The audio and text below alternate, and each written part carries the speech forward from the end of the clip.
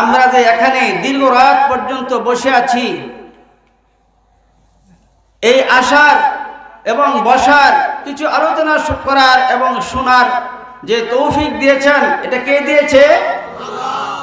জোরে বলি, কে দিয়েছে? আল্লাহ তাবারক ওয়া তাআলার তৌফিক বেঁধে রেখে বান্দা কোনো কিছুই করতে পারে না।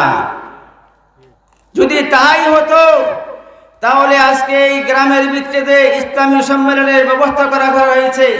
যে কিছু সংখ্যক লোক দেখা যাচ্ছে, আমার তো মনে হয় এর চাইতে 2 গুণ 3 গুণ বড় প্যান্ডেল করলো লোকের সংকলন হতো না। কথা ঠিক না? লোক আসতো না।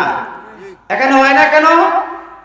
যে আমাদের সেই মন মানসিকতা নাই, সেই দিলের আমাদের দিল প্রস্তুত নয়, দিল আমাদের নষ্ট হয়ে গেছে। দুনিয়াবি গান্দা পরিবেশে থাকার কারণে আমাদের ধর্মীয় কথা, দ্বীনের কথা, কোরআনের কথা, হাদিসের কথা শুনতে ভালো লাগে না। কবি বলেন, শুনতে শুনতে নগমা হায় মজলিস বদাত কো কন বহরা হো গয়া হ্যায় দিল মে মজা হোনে কো। আমরা বহু সময় আমরা অন্যায়ভাবে অবৈধ গান বাদ্য শোনার দ্বারাতে, অশ্লীল কথাবার্তা বলার দ্বারাতে আমাদের সময়টা অতিবাহিত করি।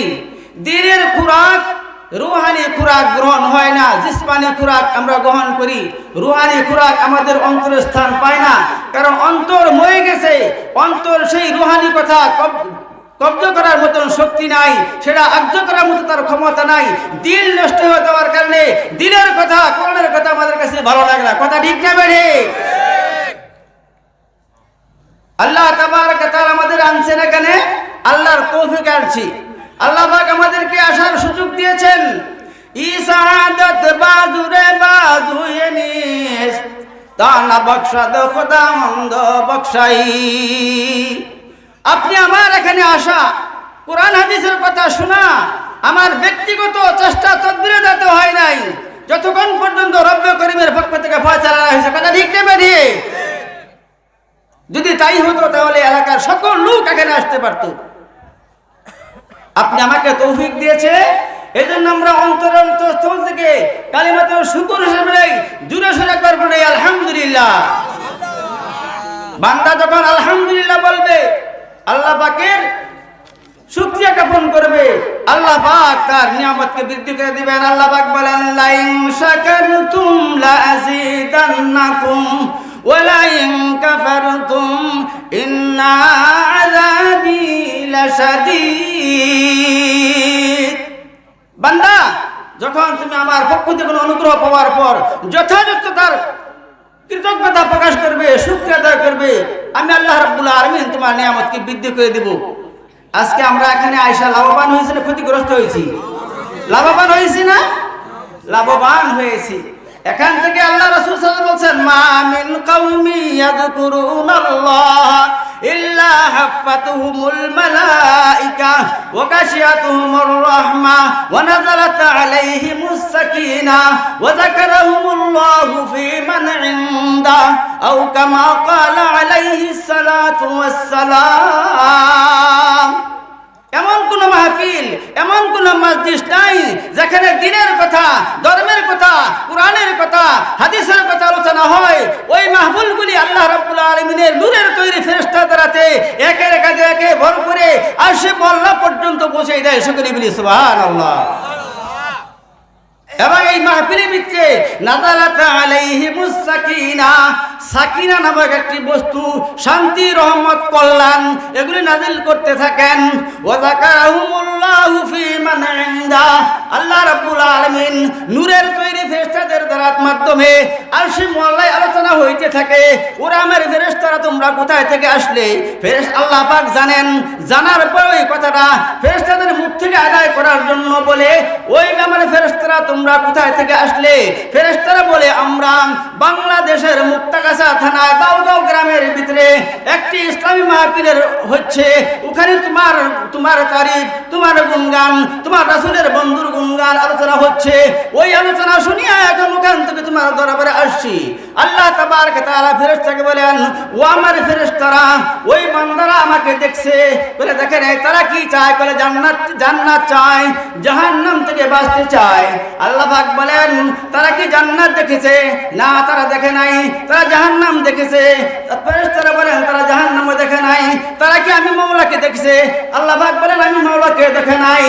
বলে যে বান্দি আমি আর জান্নাত দেখে নাই, জাহান্নাম দেখে নাই, আমি মাওলাকে দেখে নাই, না দেখিয়া ঈমান আনিয়া আমি মাওলার ভয়ে দিনের কথাগুলি শ্রবণ করতেছে, তোমরা সাক্ষী থাকো, আমি রহমানুর রহিম, আমি গাফুরুর রহিম, নিজ গুণে জীবনের সকল গুনাহগাতাগুলি মাফ করে দিলাম।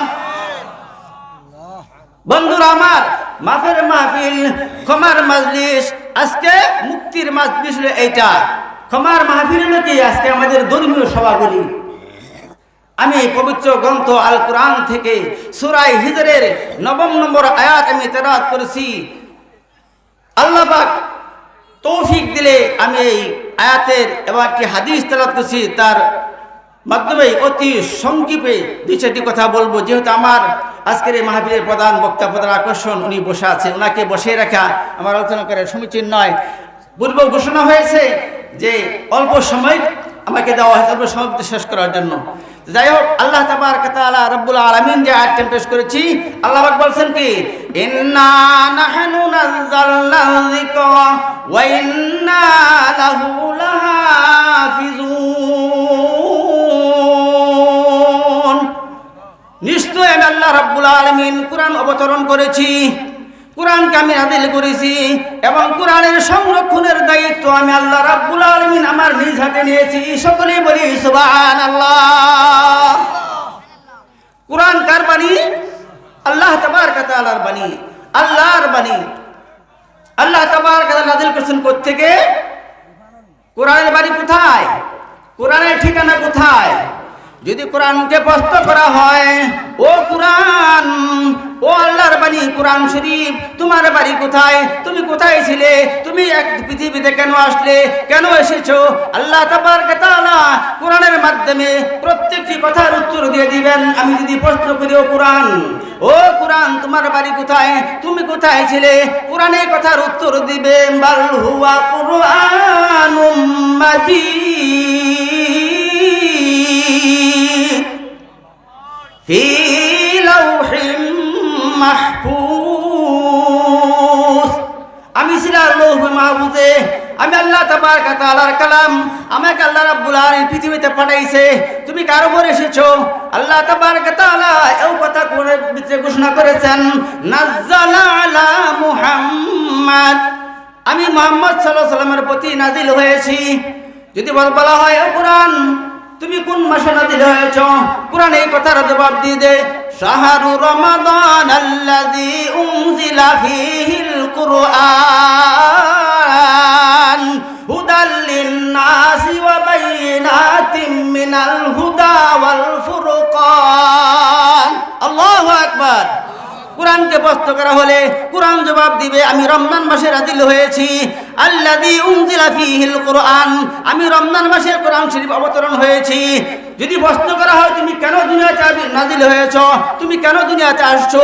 কোরআন জবাব দিবে, হুদাল লিন-নাস, মানুষের হেদায়েতের জন্য, মানুষের মুক্তির জন্য আমি নাযিল হয়েছি। যদি বলা হয়, তুমি রাত্রে নাযিল হয়েছো না দিনের বেলা তুমি অবতরণ হয়েছো? কোরআন বলবে, ইন্না আনজালনাহু ফী লাইলাতিল কদর, নিশ্চয় আমি আল্লাহ রাব্বুল আলামিন এই কোরআনকে পৃথিবীর বুকে লাইলাতুল কদর অবতরণ করেছি, লাইলাতুল কদর আমি নাযিল করেছি। আল্লাহ রাব্বুল আলামিন বলতেছেন যে কোরআন শরীফ লাইলাতুল কদর নাযিল করেছে কার উপর? কার উপর? মুহাম্মদ সাল্লাল্লাহু আলাইহি ওয়াসাল্লামের উপর। কেন নাযিল করেছেন? মানুষকে হেদায়েতের জন্য, মানুষকে মুক্তির জন্য। আজকে আপনি আমাদের মুক্তির পথ একমাত্র কোন পথ? কোরআন ও হাদিসের পথ, কোরআন ও হাদিসের পথ। আল্লাহ রাসূল সাল্লাল্লাহু আলাইহি ওয়াসাল্লাম 1400 বছর পূর্বে ঘোষণা করেছেন,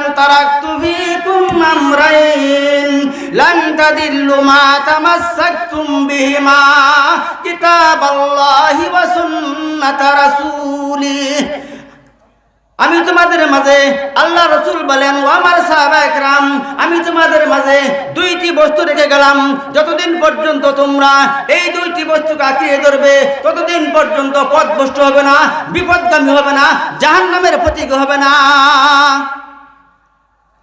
তারাকতু ফীকুম আমরাইন কিতাবাল্লাহি ওয়া সুন্নাতা রাসূলিহি।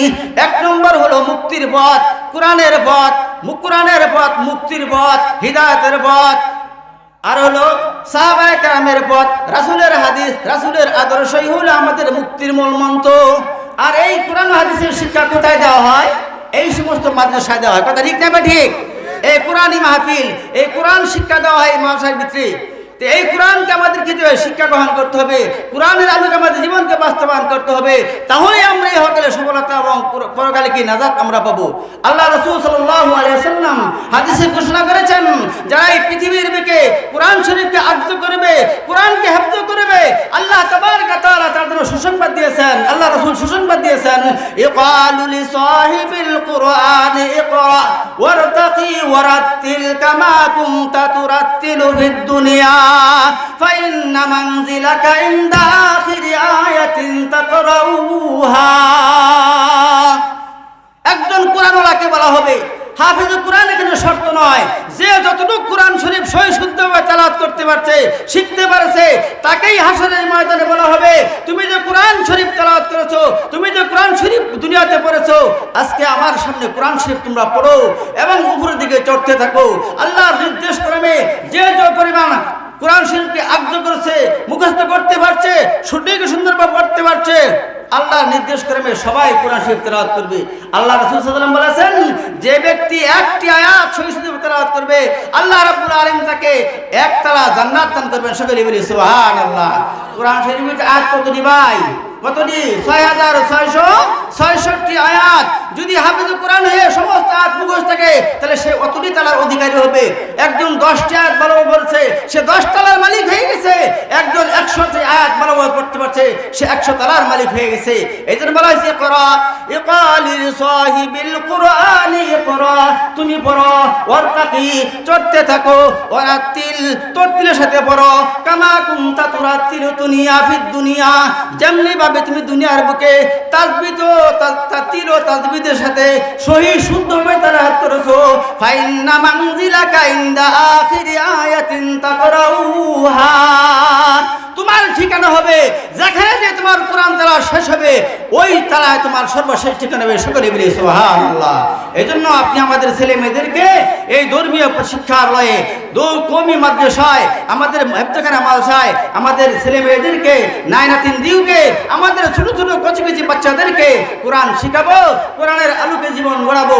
আল্লাহ তাবারক ওয়া তাআলা আপনি আমাদের সবাইকে, আপনি আমাদের কলিজার টুকরা, নয়নের মণি ছোট ছোট কচি কচি বাচ্চাদেরকে মাদ্রাসায় ইলমি দিন শিক্ষা করার জন্য আমরা শিক্ষা দিতে প্রস্তুত আছি ইনশাআল্লাহ। আমাদের সবাই ছেলে মেয়েদেরকে শিক্ষা করবো ইনশাআল্লাহ। আল্লাহ পাক আপনি আমাদের সবাইকে এই মহান মর্যাদার অধিকার হওয়ার জন্য তৌফিক দান করুক। আমাদের প্রত্যেকটি বাচ্চাকে জরুরিয়াতে ইলম, যে পরিমাণে ইলম না শিখলে একজন মুসলমান তার মুসলমানের দিনে চলতে পারে না, সেই ইলমের জ্ঞান শিক্ষা করার জন্য তৌফিক দান করুন। আল্লাহ রাব্বুল আলামিন যে কয়েকটি কথা বললাম, ভুল ভ্রান্তি ক্ষমা করে দিবেন। আমাদের যেহেতু সময়ের স্বল্পতা, আল্লাহ রাব্বুল আলামিন এই কথাগুলি আমরা যেন সঠিকভাবে আমল করতে পারি, এবং এই আমাদের আজকের এই বসাকে কেন্দ্র করে আল্লাহ রাব্বুল আলামিন আমাদের এই মাহফিলকে জরিয়া করে দেন, পরজগতে আপনি আমার সকলের নাজাতের জরিয়া বানাই দেন। সকলে আল্লাহুম্মা আমিন। ওয়া আখিরু দাওয়ানা আলহামদুলিল্লাহি রাব্বিল আলামিন। আসসালামু আলাইকুম ওয়া রাহমাতুল্লাহি ওয়া বারাকাতুহু।